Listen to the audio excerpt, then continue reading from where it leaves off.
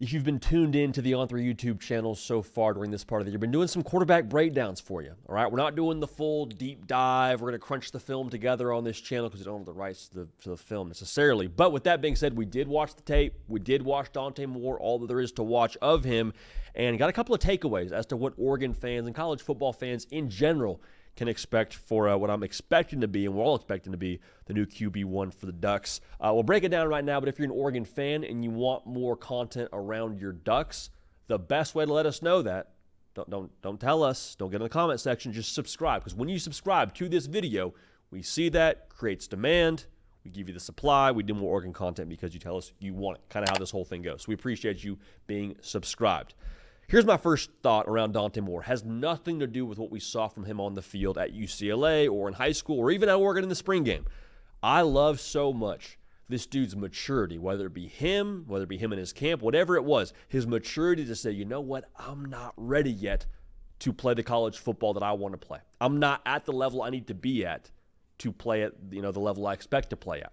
You know how hard that is? To be a high schooler, have everyone tell you how good you are, and then to go somewhere as a true freshman and not accomplish what you want to accomplish, and then look yourself in the mirror and say, you know what, we got to develop. We got to go somewhere to develop. Got to go somewhere to sit. That takes a lot of gumption. That takes a lot of confidence in, I think, who you are as a person to be able to make a move like that. So all the credit to Dante Moore. That tells me a lot about how he's wired and gives me a lot of confidence for him in terms of his success and what he's going to do at Oregon.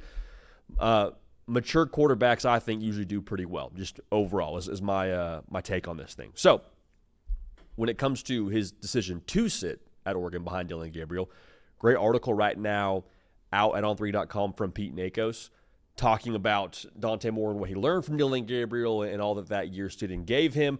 My biggest takeaway is he is going to be able to, I think, play with better anticipation having sat for a year in that offense, because what you saw from him at UCLA was a lot of learning on the fly. Now, the arm talent's obvious, the physical tools are obvious, but with him now being in a Will Stein system where he knows where to go with the football before the play even starts, or he knows his reads before the play even starts, and it's not a thinking through it, it's a just playing football kind of thing, that's going to serve him well because that's how Oregon's offense runs.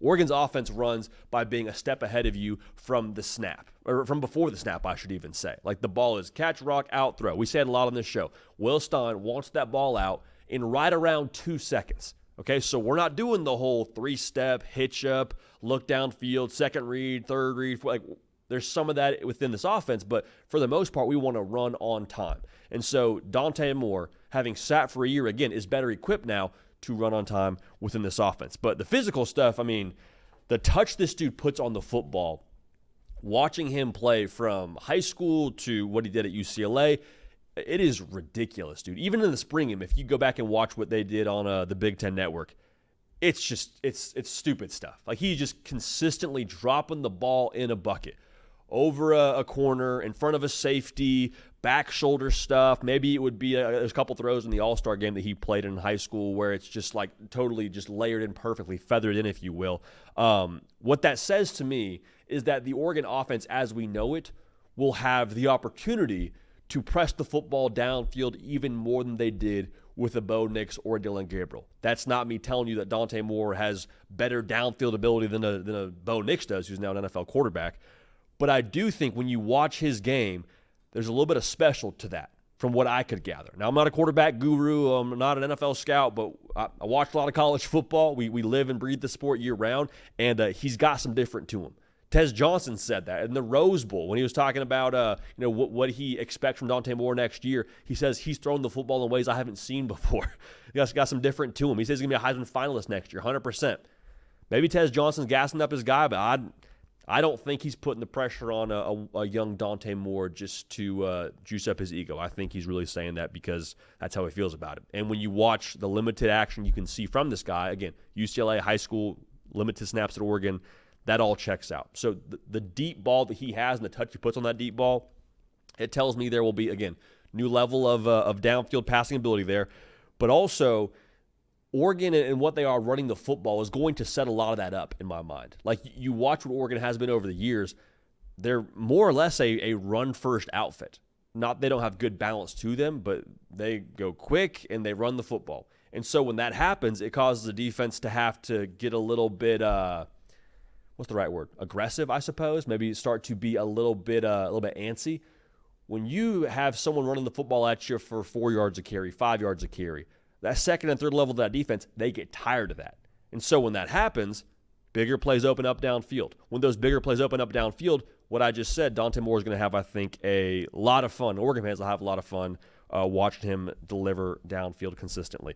Now, I also think that when you watch him on the run, he's got a really good ability to deliver the football with velocity still. Like, he's not necessarily a dual threat quarterback or someone that's going to hurt you with his legs a ton, but I think when he gets out of the pocket, he does a great job still delivering the football with some force and to the right spot. And that was one of the other big things that stood out watching him. Consistently, the ball is in the right spot with Dante Moore. Not that he is just making the correct read, but like it's consistently outside shoulder if it's supposed to be outside shoulder. It's consistently high and away if it's supposed to be high and away on a fade route or whatever it ends up being. The control to throw with that kind of accuracy, to me, again, is just going to make this Oregon offense continue to run on time. So last thing I'll say, I like the moxie from this kid, man. Like I saw him multiple times stand in there, know he's going to get hit when he was at UCLA, and just step into it. And a lot of times you see, just especially with young quarterbacks playing college football, you get a rush you never had before from a defense, and it's a little bit overwhelming, and your immediate reaction is to shy away, lean back, maybe try to get out of the pocket and throw it away off your back foot. Dante Moore knows he's getting hit multiple times, doesn't care, stands in there, throws a strike, and continues to do it time and time again. So I'll tell you this, it helps your offense because you got a quarterback who's not afraid to take a hit. That's the first part of this, and is able to throw the football well after taking a hit. But what that does is it fires up your guys, man. Like, your quarterback takes a hit to the chin strap, pops up, your entire offense is like, we'll play for that guy. Yeah, if Dante Moore is taking hits, we can give a little extra here on this next snap. So I love that part of it. Biggest takeaway, Dante Moore is the guy to run Will Stein's system. We already knew that, but everything you watch on film verifies that for me. Good decision maker, even better decision maker now having a full year in the system. There's weapons to get the football to. DeCorian Moore, Evan Stewart, Kenyon Sadiq, who we are as high on as anyone else in all of college football media. There are guys to where when you get the football to them in space, good things will happen. Most importantly, Dante Moore will get the football to them in space, but he'll do it on time in the right spot. And when there's plays open downfield, he's got the touch to make him pay. So I can't wait to watch this dude ball this year, man. Dante Moore. Tez Johnson saying he's going to be a Heisman finalist. We'll do our Heisman predictions here in the near future, but I'll say that wouldn't surprise me. That wouldn't surprise me in the slightest, and would be par for the course for the Ducks out there at the quarterback position. Caden Smith on the ones and twos, myself, J.D. Piquel. We appreciate y'all. We love y'all. We'll keep this party rolling. We will see y'all next time.